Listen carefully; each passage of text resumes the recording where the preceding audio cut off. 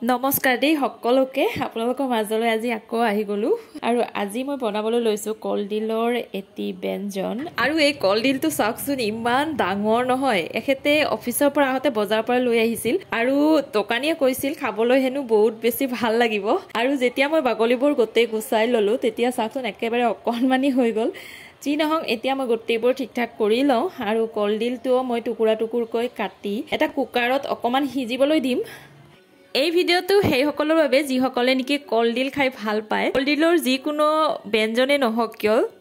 ভাল পায় তেওঁলোকৰ বাবে মই এই ভিডিওটো বনালো আৰু আসলতে ময়ো বহুত বেছি ভাল পাওঁ কলডিল খাই আৰু আপোনালোকে গমেই পায় কলডিল খোৱা আমাৰ শৰীৰৰ কাৰণে কিমান বেছি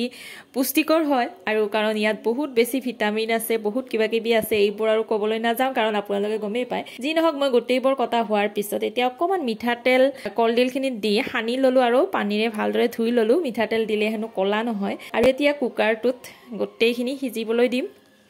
আজি পিছত আপোনালোকৰ তাত বতৰটো কেনেকুৱা বাৰু আমাৰ ইয়াত এইকেইদিন অকমান বৰষুণ দি অৱশেষত আজি ৰ'দ দিছে ৰ'দ দিয়াই যেনিবা ভালো হৈছে কাৰণ চাৰিওপিনে বানপানী নহয়নে বাৰু আৰু মোৰ এইপিনে কলডিল সিজোৱা হৈ গ'ল আৰু তাৰ পিছত মই এটা কেৰাহীত ভাজিখনৰ বাবে কাটি থোৱা লেচেৰি আৰু ভাতকেৰেলাখিনি অকমান গৰম পানীত দি লওঁ বুলি কেৰাহীটো উঠাই দিলো আসলতে মই যিকোনো পাচলি অকমান গৰম কৰি লওঁ আগতে কাৰণ আজিকালিতো গমেই পাই কিমান কি মেডিচিন দিয়ে নহয়নে বাৰু এতিয়া মোৰ কুকাৰৰ ভাপটো গ'লগৈ আৰু এতিয়া গোটেইখিনি কলডিল উলিয়াই লম আৰু এই কলডিলখিনি মই এটা মিক্সি গ্ৰাইণ্ডাৰত দি প্ৰথমতে পিচি লম পিচি লোৱাৰ পিছত মই এইখিনিৰে প্ৰথমতে পকৰা বনাম আৰু এই কলডিলৰ পকৰা কেইটাৰে মই এখন আঞ্জাও বনাম আমি যেনেকৈ দাইলৰ পকৰা বনাই আঞ্জা কৰি খাওঁ ঠিক তেনেকুৱা কৰি আৰু এয়া মোৰ কলডিলখিনি পিছা হৈ গ'ল আৰু এতিয়া মই কলডিলখিনিৰ ওপৰত অকমান বেচন দিলো হালধি দিলো নিমখ দিলো আৰু ভালদৰে গোটেইখিনি মিহলাই ললো এটা ভিডিও বনাই তাৰ ওপৰত যেতিয়া ভয়েস অভাৰ কৰো তেতিয়া বহুতখিনিয়ে ভয় লাগি থাকে কাৰণ সকলোৰে ভাষাবোৰ অকমান বেলেগ বেলেগ দিয়কচোন কথিত ভাষাত আমাৰ কিছুমান শব্দ হয়তো আপোনালোকে শুনিলে হাঁহিব বা আপোনালোকৰ কথাও আমি বুজি নাপাম ঠিক তেনেকুৱা ধৰণৰ আৰু সেই কাৰণে লিখিত কোৱাৰ চেষ্টা কৰো আৰু যিহেতুকে ঘৰত লিখিত কোৱাৰ সিমান এটা অভ্যাস নাই আৰু সেই কাৰণে হয়তো লিখিত ভাষা কওঁতে অকমান ইফাল সিফাল হৈ যাব পাৰে নহয়নে বাৰু আপোনালোকে শুধৰাই ল'ব দেই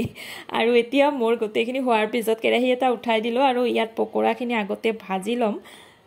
আৰু মোৰ পকৰাবোৰ ভজা হৈ গ'ল এতিয়া মই ইয়াত আগতে ভাজিখন বনাই ল'ম কাৰণ মই আজি এটা কেৰাহীয়ে ব্যৱহাৰ কৰিম দুটা আৰু ব্যৱহাৰ নকৰো বহুত দিগদাৰ হৈ যায় নহয়নে বেছি বাচন ওলালে আকৌ বেছি কাম আৰম্ভ হয় কলডিলৰ বৰা কেইটা ভজা মোৰ হৈ গ'ল ভাজিখনো হৈ গ'ল আৰু এতিয়া হেতু কেৰাহীতে মই কলডিলৰ বৰা কেইটাৰে আঞ্জাখন বনাম আৰু এই আঞ্জাখনৰ বাবে অৱশ্যে বিলাহীৰ দৰকাৰ হয় কিন্তু মোৰ বিলাহী নাছিলে সেই কাৰণে মই বিলাহী ব্যৱহাৰ কৰিব নোৱাৰিলো আৰু তেলত মই প্ৰথমতে এটা জলকীয়া দিলো আৰু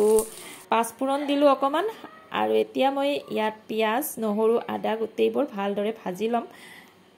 পিয়াজখিনি অকমান ভজা হোৱাৰ পিছত মই ইয়াত অকমান জিৰা গুড়িও দি দিলো আৰু এইবাৰ পিয়াজখিনি ৰঙচুৱা হোৱাৰ পিছত মই ইয়াত বাদামৰ এটা পেষ্ট বনাইছিলো যিটোৰ নেকি ভিডিও ক্লিপ মোৰ ৰখাই নহল সেইখিনিও ইয়াত ঢালি দিলো আৰু এনেদৰে মই আজি কলডিলৰ বৰাৰ আঞ্জাখন বনালো খাবলৈ মোৰ ভালেই লাগিছিল সেই কাৰণে আপোনালোকৰ লগতে শেয়াৰ কৰিলো আপোনালোকে মোৰ ভিডিওটো মোৰ ব্যঞ্জনবিধ চাই কেনেকুৱা লাগিল জনাবলৈ নাপাহৰিব যদি ভাল লাগিল লাইক কৰিব কমেন্ট কৰিব লগতে শেয়াৰো কৰি দিব আৰু যদি কোনোবা নতুনকৈ মোৰ পেজত আহিছে তেতিয়ালে অনুগ্ৰহ কৰি মোৰ পেজটো ফলো কৰি দিব আকৌ লগ পাম আপোনালোকক নতুন এটা ভিডিওৰ সৈতে আজিলৈ আহিলো বাই বাই